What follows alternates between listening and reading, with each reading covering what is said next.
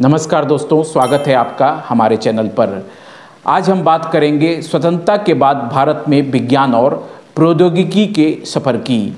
यह सफ़र केवल प्रयोगशालाओं तक सीमित नहीं है, बल्कि यह भारत को एक आत्मनिर्भर और सशक्त राष्ट्र बनाने की कहानी है। तो चलिए शुरू करते हैं आज का यह प्रेरणादायक सफ़र। 1947 में जब भारत आज़ाद हुआ तो हमारे सामने बहुत सारी चुनौतियां थीं। बड़ी संख्या में लोग गरीब थे और शिक्षा का स्तर बेहद कम था। कृषि पूरी तरह से मानसून पर निर्भर थी। उद्योगों में भी अत्याधुनिक तकनीक की भारी कमी थी। भारत हर चीज़ के लिए आयात पर निर्भर था, चाहे वह मशीनें हो, औद्योगिक उत्पाद हो या वैज्ञानिक उपकरण। इन चुनौतियों से लड़ने के लिए भारत ने विज्ञान और प्रौद्योगिकी को अपने विकास का केंद्र बनाया। पंडित जवाहरलाल नेहरू हमारे पहले प्रधानमंत्री ने यह महसूस किया कि विज्ञान और प्रौद्योगिकी ही भारत को आत्मनिर्भर और प्रगतिशील बना सकते हैं।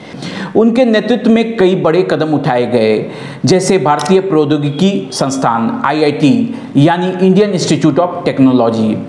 1951 में खड़गपुर में पहला IIT स्थापित हुआ। इसके बाद बॉम्बे, मद्रास, कानपुर और दिल्ली में IIT की स्थापना हुई। ये संस्थान आज इंजीनियरिंग और तकनीकी शिक्षा के मामले में विश्व स्तर पर प्रतिष्ठित हैं। दूसरा है भारतीय विज्ञान संस्थान IISc यानी इंडियन इंस्टीट्यूट ऑफ साइंस। पहले से मौजूद इस संस्थान को और मजबूत किया गया। परमाणु ऊर्जा आयोग यानी एटॉमिक एनर्जी कमीशन, 1948 में डॉक्टर होमी भाभा के नेतृत्व में इसकी स्थापना हुई। इसका उद्देश्य भारत को परमाणु ऊर्जा के क्षेत्र में आत्मनिर्भर बनाना था। वैज्ञानिक और औद्योगिक अनुसंधान परिषद CSIR यानी council of scientific and industrial research, यह संगठन भारत में वैज्ञानिक अनुसंधान को बढ़ावा देने के लिए बनाया गया।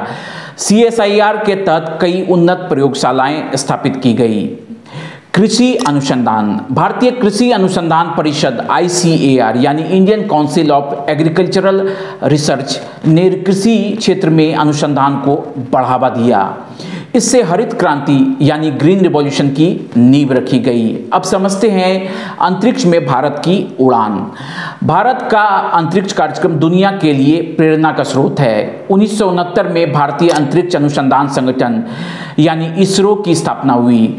इसके संस्थापक डॉक्टर विक्रम साराभाई को भारतीय अंतरिक्ष कार्यक्रम का जनक कहा जाता है। ISRO ने भारत को अंतरिक्ष अनुसंधान के क्षेत्र में एक अग्रणी देश बनाया। भारत ने 1975 में अपना पहला उपग्रह आर्यभट्ट लॉन्च किया। यह भारत की अंतरिक्ष यात्रा का पहला कदम था। रॉकेट और सैटेलाइट्स PSLV यानी पोलर सैटेलाइट लॉन्च व्हीकल और GSLV यानी जियो सिंक्रोनस सैटेलाइट लॉन्च व्हीकल जैसे स्वदेशी रॉकेट्स ने भारत को अपने उपग्रह लॉन्च करने में आत्मनिर्भर बनाया। इन रॉकेट्स के जरिए भारत ने सैकड़ों सैटेलाइट्स लॉन्च किए। अब आते हैं चंद्रयान मिशन पर। 2008 में चंद्रयान 1 ने चंद्रमा पर पानी की खोज की। वहीं 2023 में चंद्रयान 3 ने चंद्रमा के दक्षिणी ध्रुव पर सफलतापूर्वक लैंडिंग की। इसके बाद आता है मंगलयान। 2014 में मंगलयान ने मंगल ग्रह की कक्षा में प्रवेश किया। यह दुनिया का सबसे किफायती मंगल मिशन था। अब समझते हैं रक्षा में विज्ञान और प्रौद्योगिकी को। भारत ने विज्ञान और प्रौद्योगिकी के क्षेत्र में अपनी रक्षा प्रणाली को भी मजबूत किया। Defence research and development organisation DRDO ने आधुनिक हथियार और उपकरण विकसित किए। अग्नि, पृथ्वी, ब्रह्मोस जैसी मिसाइलें DRDO की देन है। स्वदेशी लड़ाकू विमान, भारत ने तेजस जैसे लड़ाकू विमान बनाए। परमाणु परीक्षण, 1974 और 1998 में पोखरण परमाणु परीक्षणों ने भारत को परमाणु शक्ति संपन्न राष्ट्र बनाया। आइए अब जानते हैं हरित क्रांति यानी ग्रीन रिवॉल्यूशन और जैव प्रौद्योगिकी यानी बायोटेक्नोलॉजी के क्षेत्र में योगदान। 1960 के दशक में हरित क्रांति ने भारत को खाद्यान्न उत्पादन में आत्मनिर्भर बनाया। स्वामीनाथन के नेतृत्व में उन्नत बीज और सिंचाई तकनीक का उपयोग किया गया। इससे भारत खाद्यान्न उत्पादन में दुनिया के अग्रणी देशों में शामिल हो गया। जैव प्रौद्योगिकी, भारत वैक्सीन उत्पादन में अग्रणी है। हाल ही में भारत ने कोविड-19 वैक्सीन विकसित कर पूरी दुनिया को मदद की। इसके बाद है डिजिटल इंडिया और आधुनिक तकनीक। भारत अब डिजिटल युग में प्रवेश कर चुका है। डिजिटल भुगतान जैसे यूपीआई और भीम ऐप ने लेन देन को आसान बना दिया। स्मार्ट सिटीज, भारत में 100 स्मार्ट शहरों की योजना चल रही है। आर्टिफिशियल इंटेलिजेंस यानी एआई, भारत एआई और रोबोटिक्स में तेजी से प्रगति कर रहा है। अब समझते हैं भारत का भविष्य की ओर कदम। भारत का भविष्य विज्ञान और प्रौद्योगिकी में और भी उज्जवल है। जैसे पहला है नवीकरणीय ऊर्जा, सौर और पवन ऊर्जा में भारत बड़े निवेश कर रहा है। दूसरा गगनयान, 2026 तक भारत का पहला मानव युक्त अंतरिक्ष मिशन।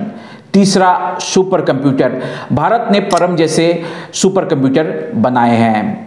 दोस्तों, विज्ञान और प्रौद्योगिकी ने आज भारत को एक नई ऊंचाई पर पहुंचा दिया है। यह सफर हमारे वैज्ञानिकों और इंजीनियरों की मेहनत का नतीजा है। हम सबका कर्तव्य है कि हम विज्ञान और प्रौद्योगिकी को आगे बढ़ाने में योगदान दें।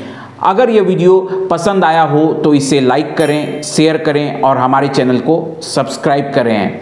धन्यवाद और जय हिंद।